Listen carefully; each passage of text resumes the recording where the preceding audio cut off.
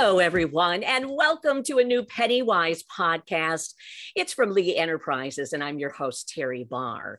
All right, we're going to talk about the holidays and the idea of maybe being able to save some money during the holidays. I know I laugh a little bit about it, but it's true, and our goal really is to not have debt or regret. We're talking to the perfect person today about this topic. Kimberly Palmer, who is a personal finance expert with NerdWallet, is here. And Kimberly, thanks so much for joining us again. Thank you, Terry. I'm so happy to be here. Oh, we are too. You know, when we talk about the debt or regret of the holidays, is this a real thing?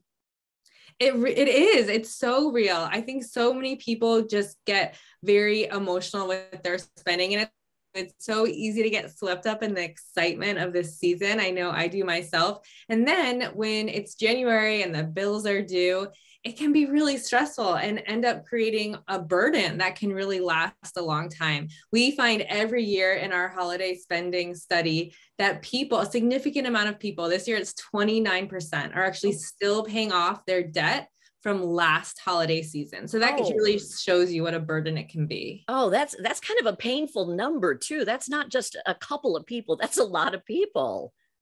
It is. I mean, it's shocking. And it's also just a reminder that it can be helpful to get a handle on spending, to think about debt ahead of time, to make a list and just feel organized, not end up buying more than you intend to, even though it's so tempting. Okay. So here's how to make that list. We're going to check it twice and help you with your money. Some great tips. How about this one? Tell us all about this. Align your holiday budget with your financial goals. I think this tip really speaks to thinking holistically about how you want to start the new year. And of course, we all want to celebrate the holiday, but just setting yourself a budget and making sure you're not overspending can make sure you get off on a really good start as soon as the new year begins. So I think it really starts with making a list and just coordinating with family members and friends. Maybe you can even have a conversation with them. You want to try to spend less this year, maybe focus on experiential gifts or handmade gifts, and be creative about the kind of presents you're giving people. Oh, I love the idea of giving someone an experience, because that's truly something you can't forget. That stays with you. I think so. And I think even kids can appreciate it too.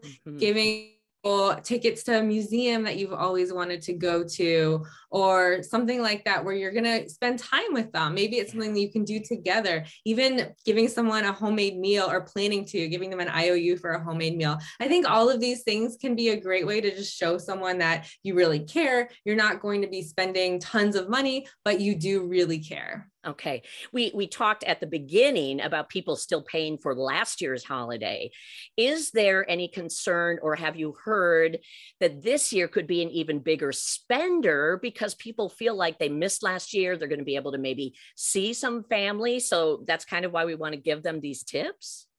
Absolutely. I think there's a big risk this year that we all want to make up for lost time. And so last year, if we did all have to stay home, a lot of us had to miss out on seeing family members in person, friends in person. And so we want to just go all this year. And the danger in that, of course, is that we end up overspending. And so we got to kind of reel it in a little bit, remind of what is really important, and just make sure we don't go overboard, even as we celebrate this season. Right. Okay, good. Thank you, Kimberly. We've got number 2 as a tip. And this is a pretty interesting idea, that bonus friendly season. And you're talking about credit cards here. Is that right? That's right. Okay. So for some people, it can make sense to apply for a new credit card this time of year. In some cases, if you find yourself buying a lot of your gifts at a specific retailer, it might make sense, for example, to get the credit card that retailer offers, because you'll get big discounts. For example, at Target, you can get 5% off your purchase. Similar offers are at Walmart and Amazon. So if you are someone that shops at one particular store, it can make sense. And in some cases, these credit cards, when you apply for a new credit card, in some cases, there is a bonus available, and you usually have to hit a certain spending limit. And this time of year, it's easier than ever to hit that spending limit so you can earn that bonus. And then, of course, that helps you stretch your budget even further. Right. But what you are not saying is apply for a whole ton of credit cards.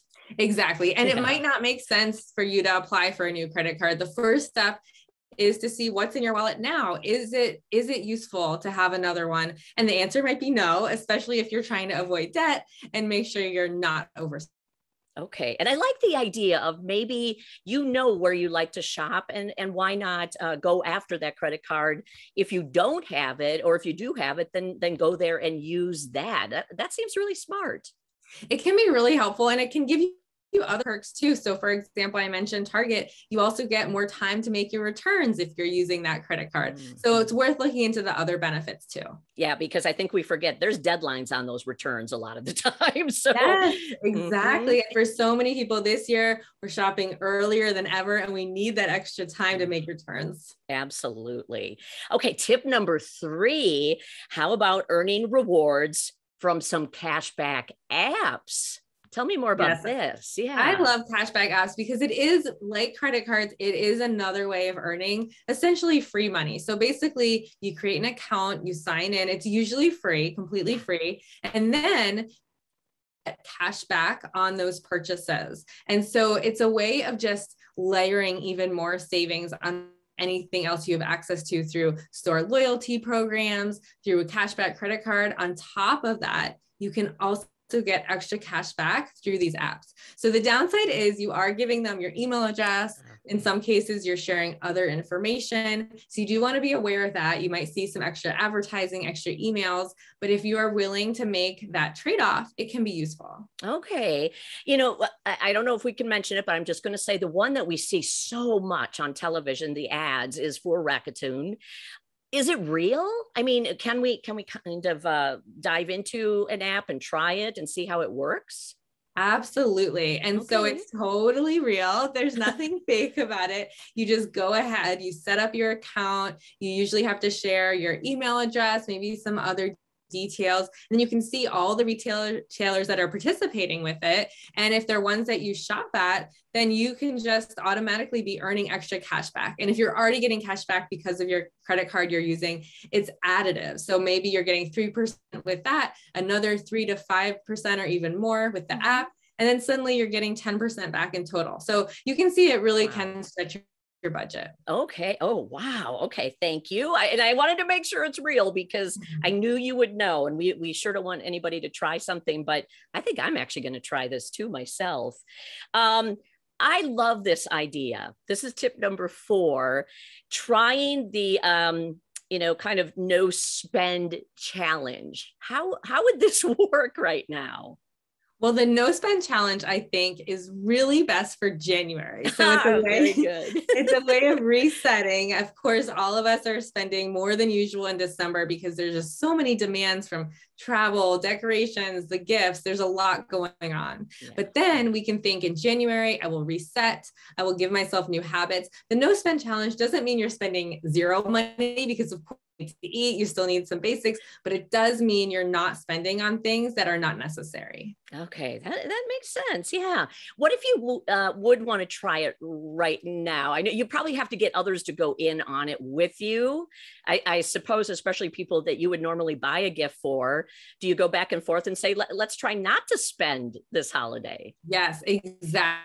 To coordinate a little bit, have a conversation with your family members, your friends, anyone you usually exchange gifts with, and just get creative. Think about how you can avoid spending money. And it's possible. I mean, you can give people experiences like we talked about. Right. You can give them something handmade. If you're having a dinner all together, you can have a potluck. So there are ways of being really mindful about how we're spending and spending a lot less than we would have otherwise. I think that's a really fun idea, that you could have a ton of fun with friends and family, but yet you would still all get something wonderful out of it too. And you could see who ends up spending money first.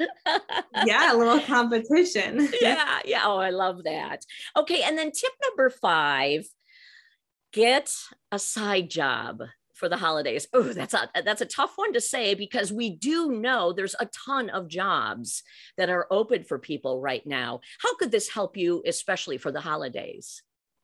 Well, because so many of us could use a little extra cash this time of year, it can be so helpful to just pick up an extra job that doesn't have to be a huge time commitment, but maybe it's something freelance. Maybe it's doing something like walking dogs, babysitting, whatever is there's a demand for in your area. Retailers really need help right now. There's a lot of demand. And so if you do have the time to sign up for some hours, it can be a way of just making sure you have a little extra cash in your pocket. A lot of people like to start their side job preparing for the holidays even sooner. So it's something to think about next year too, planning ahead. But it can just be a way of some of the strain, some of the stress. That's excellent.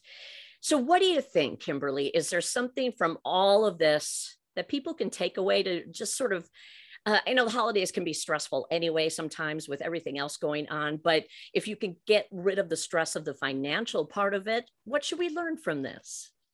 I think the biggest takeaway is just to try to be extra creative this year and think outside the box. And maybe there's a new tradition you can start.